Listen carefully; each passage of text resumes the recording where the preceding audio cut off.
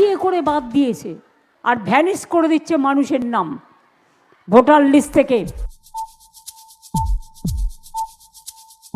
এসব কথাবার্তা বলে বাঙালিকে আর ভোলানো যাবে না, বাঙালিকে আর বোকা বানানো যাবে না। শেষ পর্যন্ত এই দিনও দেখতে হলো ইলেকশন কমিশনের চিঠি দিয়ে রীতিমতো কান্নাকাটি শুরু করলেন তৃণমূল নেত্রী মমতা বন্দ্যোপাধ্যায়। এখন তৃণমূল নেত্রী বলবো নাকি মুখ্যমন্ত্রী বলবো, কি হিসাবে কোন ভূমিকায় তিনি কখন অবতীর্ণ হচ্ছেন সেটা তো এবার আমাদেরকে দেখতে হবে। মমতা বন্দ্যোপাধ্যায় রীতিমতো ইলেকশন কমিশনে কমিশনার জ্ঞানেশ কুমারকে চিঠি দিয়ে কান্নাকাটি শুরু করে দিলেন। আর এই ইডি কাণ্ডে, ইডি আইপ্যাক কাণ্ডে মমতা বন্দ্যোপাধ্যায় যে চরমতম অপরাধটা করলেন সেটাকে স্বীকৃতি দিতে আইপ্যাক আবার গান বানিয়ে ফেলেছে, তিনি এখন নাকি বাঘিনী। মমতা বন্দ্যোপাধ্যায় চিঠি দিলেন জ্ঞানেশ কুমারকে, 3 পাতার চিঠি। চিঠিটা পড়লাম এবং খুব মজাদার চিঠি, জানেন তো। মমতা বন্দ্যোপাধ্যায় চিঠি দিচ্ছেন, ডিয়ার মিস্টার জ্ঞানেশ কুমার। প্রথম প্যারাগ্রাফেই লেখা রয়েছে, I am deeply shocked and disturbed by the manner in which the Election Commission of India ECI appears to be relentlessly harassing ordinary citizens during the ongoing Special Intensive Revision SIR. The hearing process has become largely mechanical, driven purely by technical data, and is completely devoid of the application of mind, sensitivity and human touch that are indispensable for an exercise of this nature, one that directly forms the bedrock of our democracy and constitutional framework. Mamata Bandyopadhyay পশ্চিমবঙ্গের মুখ্যমন্ত্রী election কমিশনকে এটা 4 নম্বর চিঠি লিখলেন। 3 নম্বর চিঠি লেখার পর মমতা বন্দ্যোপাধ্যায় এবং তার দল সুপ্রিম কোর্টে গিয়েছিল এবং বলল, আর চিঠি লিখে কিছু হবে না, এবার আমরা সুপ্রিম কোর্টই বাকিটা ফয়সলা করে দেবো। সুপ্রিম কোর্ট একটা সাংবিধানিক বডি, ইলেকশন কমিশন, তার বিরুদ্ধে কোনো রায় দেবে না, এটা মমতা বন্দ্যোপাধ্যায় বুঝে গেছেন। ফলে তিনি এবার কান্নাকাটি শুরু করলেন। 12টা রাজ্য এবং কেন্দ্রশাসিত অঞ্চলে এসআইআর হচ্ছে। আমাদের রাজ্য ছাড়া বাকি 11টা রাজ্য কোনো পিন পড়ার শব্দও পাওয়া যাচ্ছে না। আমাদের রাজ্যে যা ভোটার বাদ গেছে এখন অব্দি প্রাথমিক রাউন্ডে 58,20,000 ভোটারের নাম বাদ গেছে। তার তুলনায় বাকি যে রাজ্যগুলো আছে তার মধ্যে কয়েকটা রাজ্য আকাশ থেকে পড়েছে। উত্তরপ্রদেশ যোগী রাজ্য, 3 কোটি ভোটারের নাম বাদ গেছে, 1.5 কোটি মানুষকে হিয়ারিং এ ডাকা হয়েছে। উত্তরপ্রদেশে ক্ষমতায় যোগী আদিত্যনাথের সরকার, কয়েক মাস পরই ভোট। মমতা বন্দ্যোপাধ্যায় বলছেন ইলেকশন কমিশন বিজেপির হয়ে কাজ করছে।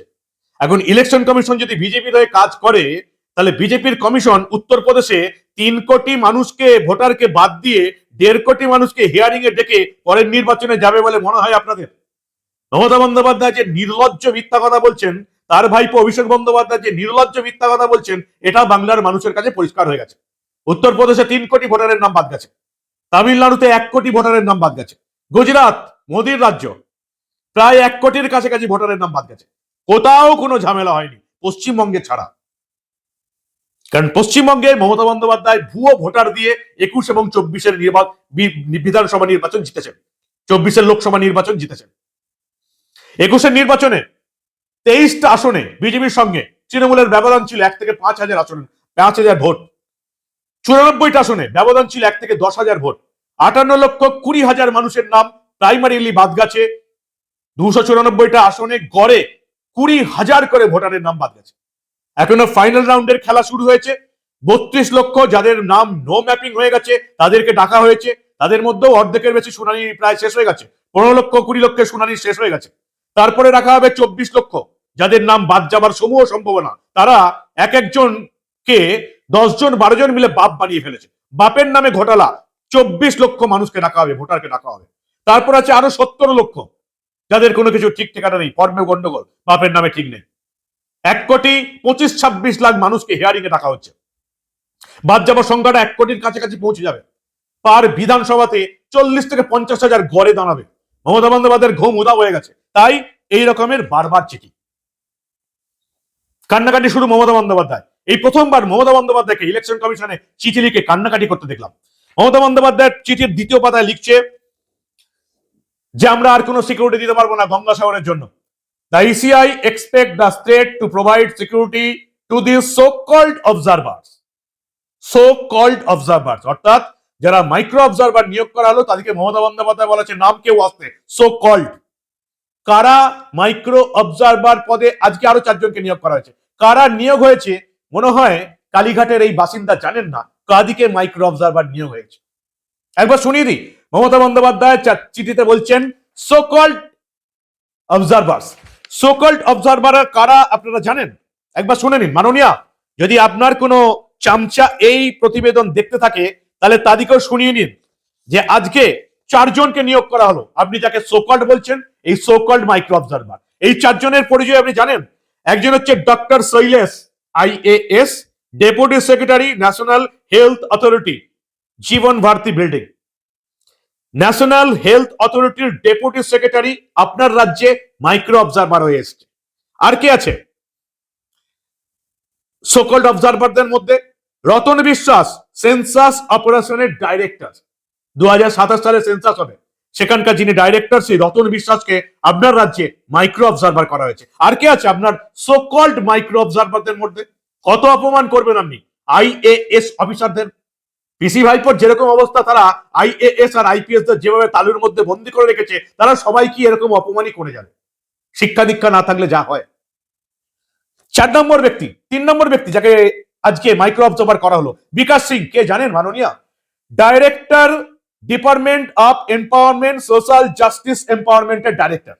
4 নম্বর যে ব্যক্তি আজকে মাইক্রো অবজারভার নিয়োগ করা হলো, আপনার ভাষায় সো কল্ড সন্দীপ রেওয়াগি।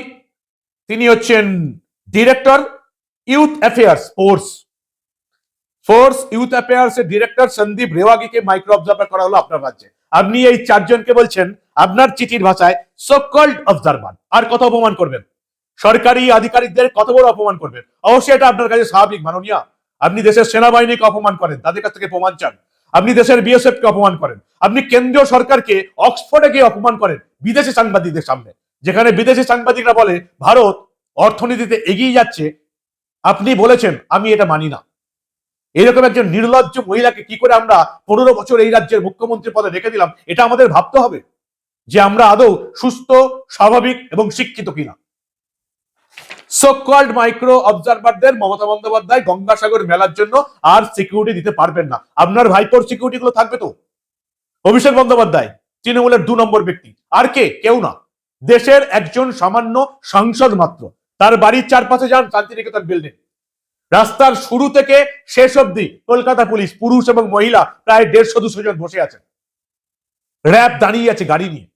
আপনার শান্তিনিকেতন বিল্ডিং এর সামনে 20-25 জন, 30 জনের একটা কলকাতা পুলিশের দল আপনাকে পাহারা দেওয়ার জন্য বসে আছে, আপনার পরিবারকে পাহারা দেওয়ার জন্য বসে আছে। কেন?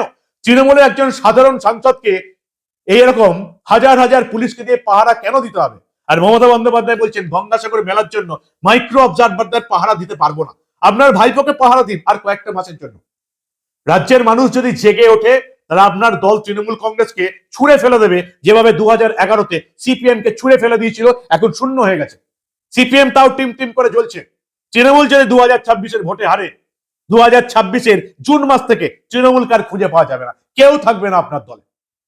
খুব কষ্ট করে জেলা নেতাদের সঙ্গে আমার কথা হয়, খুব কষ্ট করে আছেন তারা আপনার দলে।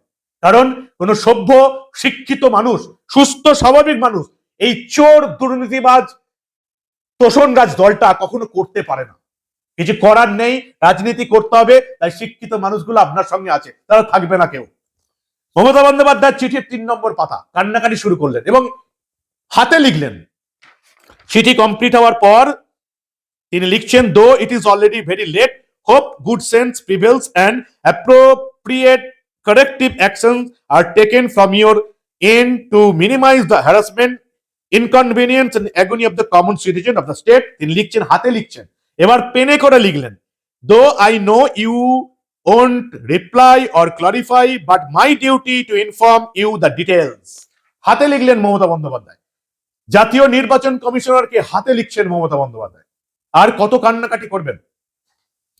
একই সুরে আজকে গলা মেলানেন তারই ভাইপো অভিষেক বন্দ্যোপাধ্যায়। ওই যে বলেছিলেন না গোয়েবেলস থিওরি, হিটলারের অত্যাচারী, হিটলারের গোয়েবেলস বার্তা সম্পাদক ছিলেন তিনি প্রচার করতেন সবকিছু। তার প্রচারের লক্ষ্য কি ছিল? একই মিথ্যা কথা বারবার বলে যাও, সবাই মিলে বলো, সবাইকে দিয়ে বলাও, তাহলে সেই মিথ্যা কথাটা সত্য হয়ে যাবে। মমতা বন্দ্যোপাধ্যায় বলছে, অভিষেক বন্দ্যোপাধ্যায় বলছে, তৃণমূলের নেতারা বলছে, কিন্তু মিথ্যাকে আর সত্য করা যাবে না। নবান্নের বিজ্ঞাপন বা মিডিয়া বা বিখ্যাত সাংবাদিকরা এইরকম মিথ্যার মুখোশগুলো খুলে না ধরলেও আমরা খুলে ধরবো, এবং লক্ষ লক্ষ মানুষ আমাদের দেখছে, কারণ আমরা যুক্তি দিয়ে বলছি। মমতা বন্দ্যোপাধ্যায় যেগুলো চিঠি লিখলেন নির্বাচন কমিশনে, তার ভাইপো অভিষেক বন্দ্যোপাধ্যায় সেই একই কথা লোকেদের সামনে গিয়ে বলছেন। অমর্ত্য সেনকে চিঠি দেওয়া হলো, মোহাম্মদ শামীকে চিঠি দেওয়া হলো, দেবকে চিঠি দেওয়া হলো। অমর্ত্য সেনকে কেন চিঠি দেওয়া হয়েছে? কারণ অ্যাপে ধরা পড়েছে তার মায়ের সঙ্গে তার বয়সের ডিফারেন্স 12 বছরের কাছাকাছি, 15 বছরের কম, তার নামে ভুল রয়েছে, তাই তাকে ডাকা হয়েছিল হিয়ারিং এ। তাকে হিয়ারিং এ আসতে হয়নি, তার বাড়িতে পৌঁছে গেছে বিএলও।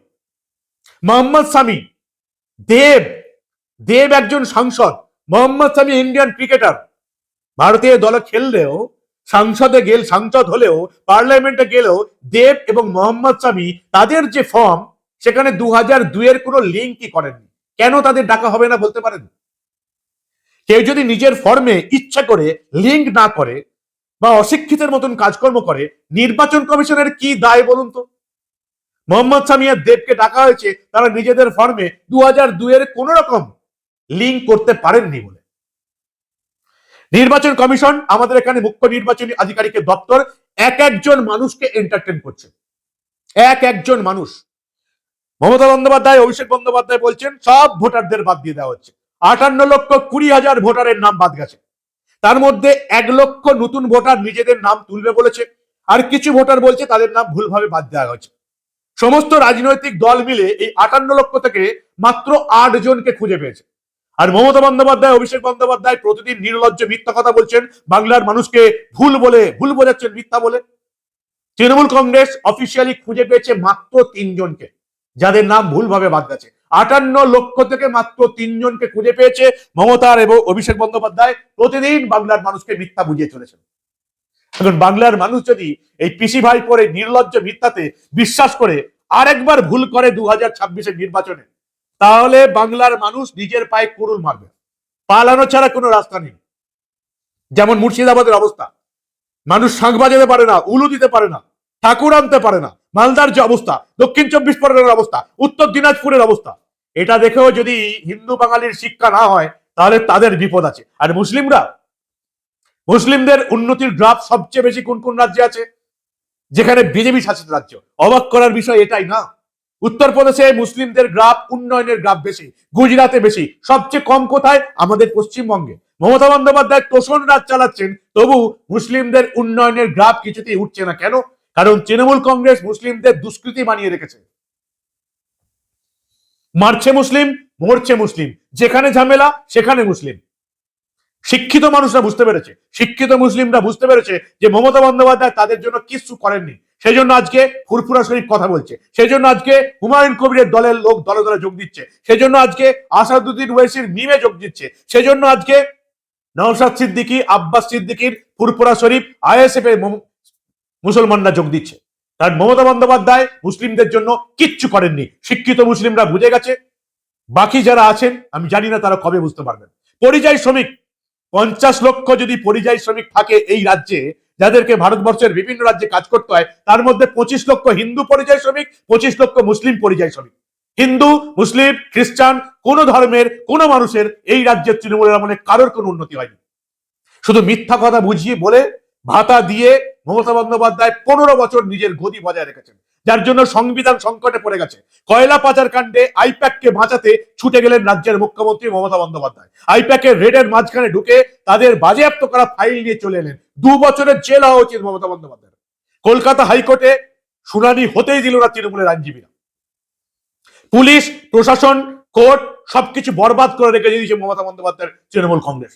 মমতার পুলিশ, কলকাতা পুলিশ নির্লজ্জ হবে আইন কানুন সংবিধান অমান্য করে ইডির বিরুদ্ধে মামলা করছে, ইডির বিরুদ্ধে তদন্ত করছে। কতকাল সহ্য করবেন এই নির্লজ্জ দলটাকে?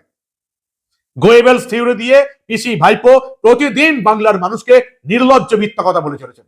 কিন্তু মমতা বন্দ্যোপাধ্যায়কে আজকে ইলেকশন কমিশনকে চিঠি লিখে কান্নাকাটি করতে হলো, কারণ তিনি বুঝে গেছেন ভুয়ো ভোটার যা বাদ যাচ্ছে, তৃণমূলের এই রাজ্যে জেতার সম্ভাবনা একেবারেই চলে গেছে। কারণ কোন শিক্ষিত, সভ্য, সুস্থ, স্বাভাবিক মানুষ এই চোর দুর্নীতিবাজ দলটাকে, এই নোংরা দলটাকে একটা ভোট দেবে না।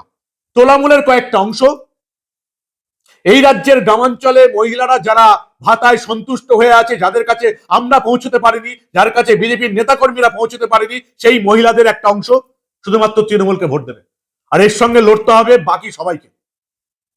রাজ্যে যদি পরিবর্তন না হয়, এই রকম নির্লজ্জের মতন রাজনীতি আপনাদের আরো অনেক দেখতে হবে। পাড়ার ক্লাব চালানোর যোগ্যতা নেই এমন একটা দলকে আমরা এই রাজ্যের মাথায় 15 বছর বসিয়ে রেখেছি। 34 বছর সিপিএম রাজত্ব, 15 বছর তৃণমূলের রাজত্ব, 50 বছর আমরা কেন্দ্রীয় সরকারের বাইরে। উড়িষ্যা এগিয়ে যাচ্ছে, বিহার এগিয়ে যাচ্ছে, অসম এগিয়ে যাচ্ছে, সব রাজ্য এগুচ্ছে, শুধু বিজেপি শাসিত রাজ্য নয়, দক্ষিণের রাজ্যগুলো যেখানে বিজেপি নেই, মধ্য ভারতের রাজ্য যেখানে কংগ্রেস শাসিত, সবাই এগিয়ে যাচ্ছে। সেই সমস্ত অঞ্চলে আমাদের ছেলে মেয়েরা, হিন্দুদের ছেলে মেয়ে, খ্রিস্টানের ছেলে মেয়ে, মুসলিমদের ছেলে মেয়ে পরিযায়ী শ্রমিক হয়ে কাজ করতে যাচ্ছে। আর আমাদের রাজ্য পশ্চিমবঙ্গ, যেটা শিল্পে 1 নম্বর ছিল, অর্থনীতিতে 1 নম্বরের কাছাকাছি ছিল, 50 বছরের সব শেষ। কেন্দ্রের সঙ্গে না গেলে আমাদের রাজ্য খাদের অন্ধকারে তলিয়ে যাবে। আপনারা যাবে বুঝতে পারবেন, তবে তত তাড়াতাড়ি এই রাজ্যের মঙ্গল।